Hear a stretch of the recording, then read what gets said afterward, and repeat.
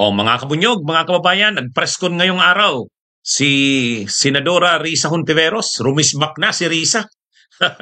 Naglabas na ng mga ebidensya kontra doon sa ah, testigo na nagngangalang ang tunay palang pangalan nun Michael Maurilio eh. Michael Maurilio. Ang ginamit niyang alias nung nag-appear siya doon sa Senate investigation tungkol kay Kibuloy ay alias Rene. Nung nakaraang linggo, kumuha ito ng atensyon kasi sabi niya kaya lang daw siya nagtestigo laban kay Kibuloy at kay Duterte ay dahil sa binayaran siya ng 1 million ni Senadora Risa. Yan yung yan yung sinabi nitong Michael, Michael palang tunay na pangalan. Pero siya yung tinatawag sa hearing noon na alias Rene. Matapos lumitaw itong si Michael, nagpiestahan yung mga DDS, lalo na si Harry Roque, nag-vlog. Hinamon si Risa Hontiveros na dapat mapatalsik daw ito sa Senado. Itong si Risa Hontiveros talagang nagkukoros kung sa kanta, nagsabay-sabay na nagkakantahan. Kaya nga tawag nating chorus. Nagkukoros ang mga DDS sa pag-atake kay Senadora Risa. Sinasabi nila na si Risa Hontiveros ay sinungaling at ang ginagamit nilang basihan ay yun ngang binayaran daw ng 1 million ang nasabing testigo. Kaya siniraan nila, kumbaga ang nangyari dyan, demolition. Talagang dinudurog nila si Senadora Risa. Pero sabi ni Senadora Risa, hintayin nyo. I-expose ko. Ipapakita ko na yang Michael na yan, na nagsasabing binayaran ng 1 million ay sinungaling. Hindi totoo na yan ay tinakot. Hindi totoo na yan ay binayaran. Siya ang kusang lumapit. Sa tamang panahon, maglalabas ako ng mga ebidensya laban dyan. Ito na, ngayong araw, naglabas na si Senadora Risa. Ano ang pinakitang ebidensya ni Senadora Risa? Yung mga email. Ang nauna palang lumapit sa opisina ni Senadora Risa ay ito mismong si Michael. Hindi naman pala ang nangyari dyan. Kumbaga, kinausap itong si Michael at pinakiusapan na magtestigo. Hindi. Siya mismo ang nag-present ng sarili niya. Kaya napakalaking Kala naman ng mga DDS nakakuha na sila ng bala laban kay Risa para durugon ito. May email Sa email, doon nagpasimulang magpakilala itong Michael Maurilio. Siya ang nag-email. Ang unang galaw ay hindi galing kay Senadora Risa. Hindi, yung first move hindi. Nalaman itong alias Michael, nalaman itong Rene neto, alias Rene, ang tunay palang pangalan ay Michael, na may investigasyon ngang ginagawa ang opisina ni Senadora Risa. Yung komite ni Senadora Risa. At nag-present ito. Tandaan natin nagpresenta. Paano nagpresenta? Ano ang ebidensya? Email. Nag-email itong si Michael sa opisina ni Senadora Risa.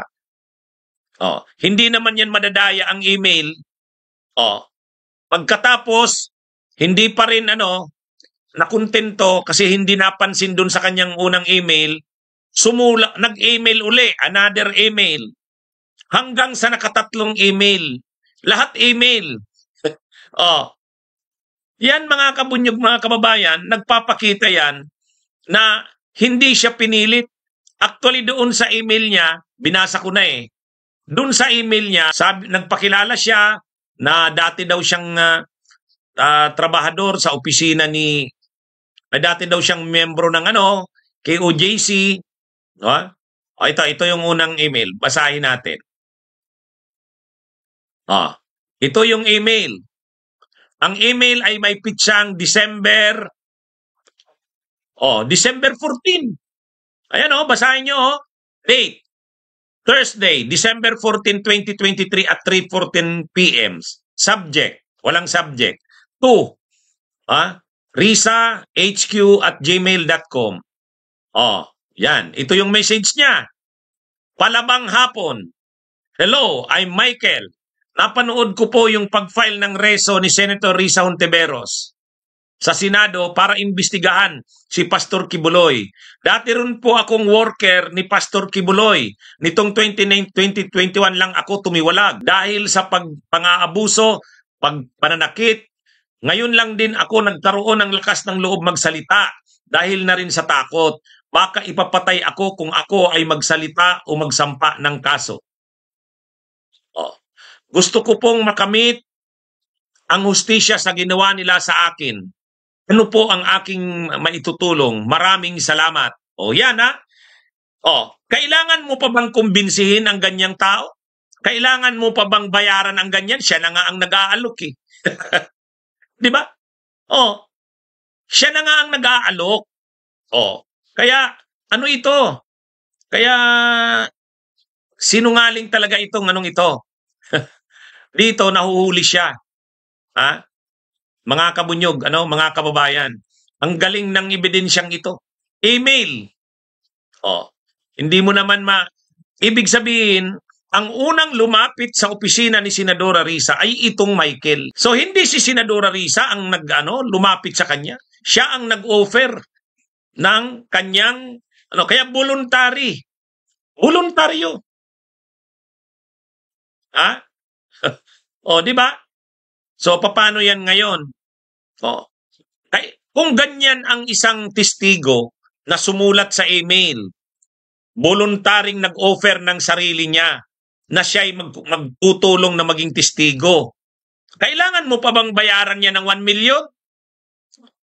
Kailangan mo pa bang bayaran niya ng 1 million? Nasaan? Sus naman. Mabuti kung may nakapagsabi ganito. Pwedeng ganito yan. Mayroong nakapagsabi na mayroong isang naging bahagi ng QJC na inabuso ni Kibuloy. Michael Maurilio ang pangalan. Ngayon mayroong nagtip na ganon. Tapos kinuntak. Ngayon ayaw. Kasi natatakot. Tapos inoferan siya ng pera. Kung ganon, pwedeng yun? Paniwalaan. Pero ito siya mismo yung unang sumulat. Siya mismo yung unang sumulat through email. Ngayon, hindi ka agad-agad siya pinansin. Nagpadala pa siya ng pangalawang email. Ito naman. Yan yung kanyang pangalawang email. Basahan naman natin. Yung nasa kaliwa. Ayan. Sunod na araw pala, nag-email uli, Mike Maurilio. December 15, tingnan nyo sa kanan, 2023. Palabang hapon. Hello, I'm Michael. Napanood ko po yung pag-file mo ng reso ni Senator Risa Hontiveros sa Senado para imbestigahan si Pastor Kibuloy. Dati rin po akong worker. Inulit niya lang. Ngayon lang din ako nagkaroon ng lakas ng loob magsalita dahil na rin sa takot. Baka ipapatay ako kung ako'y magsalita o magsampa ng kaso. Gusto ko po makamit ang hustisya sa ginawa nila sa akin. Ano po ang aking maitutulong? Yon. Umulit pala siya. Ngayon, noong January, ito yung January niyang email. Ayan Mike Maurilio uli, date Sunday, January 28, 2024 at 11:31 a.m. Dear Senator Risa, I am Mike, also an ex-worker of Kibuloy's church. I was also one of those who were hurt, slapped, hit on the head, sexual abuse, and exploited by Kibuloy and his leaders. I will serve from 2015-2021. That's how long we will, pasensya na sa mali-maling grammar that's how long we will endure Kibuloy's cruelty. We did nothing because he always threatened us that it would be easy to kill our parents because they were close friends of former President Duterte. Still, I feel trauma and medical health problems until now. I hope we get justice in the Senate hearing. I'm willing to speak if I have given a chance yan to attend the hearing. Stand up and fight. Mike. O yan ha. O. Kumbaga, malinaw dito sa mga emails na to, siya ang nagkusang nag-o-offer ng sarili niya. Hindi siya binayaran. Kailangan mo pa bang bayaran yang ganyan? Siya na nga ang nag-o-offer na magtitistigo. O yan mga kabunyog, kaya yung mga ano ni Roque, anong sabi ni Ari Roque? Nakakasuka ka, Risa Hontivirus pa nga ang tawag nila kay Senadora Risa eh. Hontivirus daw. O. Tapos yung magpa-file na daw ng ethics complaint laban kay Senadora Risa kasi patatalsikin na daw sa Senado. O. Yan. Kaya mga kabunyog, mga kababayan, ang malinaw dito, hindi totoo na itong Michael na ito, na Maurilio, ay kinumbinsi. Hindi siya kinumbinsi. Kaya ang kusang lumapit sa opisina. Sumulat sa email na kailang beses. O yan, may ebidensya. May resibo. Di ba? Kaya yan mga kabunyog, mga kababayan. Sabi ni Senadora Risa, marami pa silang mga ebidensya. Ibig sabihin yung pakikipag-usap dyan, nang pumunta daw dyan sa opisina, naka-record yun. May mga nakarinig, may mga testigo. Kaya, ang malinaw dito, siguro, ang dyan, nalagayan yan. Anong nalagayan? Nabayaran pala, sorry. Nabayaran yan. Ang nagbayad dyan, malamang ang kampo nila, Kibuloy. Yan. Kaya, ngayon, na sila Topacio? Nagpaplano na ng kung ano-ano laban kay Senadora Risa. Bakit? Kasi magsisimula na ang impeachment trial eh. Magsisimula na ang impeachment trial. Kasi sa impeachment trial ni Sara Duterte, si Senadora Risa ang pinakamatibay dyan na ang paninindigan. Kaya yan mga kabunyog, mga kababayan. Malinaw ang pinakita ni Senadora Risa. Hindi ang opisina ni Senadora Risa ang lumapit yan kay Michael. Siya ang lumapit. Nakailang email siya. Hindi siya kinumbinsi kasi voluntary siyang nag-offer na siya ay magtitistigo. Kung voluntaring nag-offer, bakit kailangan mo pang bayaran? Ang pwede nga nitong nangyari, baka naman talaga pakawala ito nila Kibuloy sa simula't simula. Kasi alam nilang sa bandang uli, magkakaroon nga ng mga kaso si Kibuloy at magkakaroon ng investigation. So tinanim ito. Sa bandang uli, pabaliktad. Para masira ang lahat ng mga sinabi. Pero hindi lang naman yan ang testigo eh. At saka, hindi niyan apektado ang kaso ni Kibuloy. Bakit? Yung kaso ni Kibuloy, hindi naman yan ang testigo. Yung kaso sa korte, hindi naman yan ang testigo, itong Michael na to. Kung mga nagsampa ng kaso kay Kibuloy sa korte ay hindi ito. So ibig sabihin, yung mga nagsampa ng kaso kay Kibuloy, marami doon hindi naman nag-appear doon sa Senado. Kaya yung kaso ni Kibuloy, tuloy yun. Tuloy yun. Kasi yung investigation ni Risa Hontiveros sa Senado, in aid of legislation naman yun.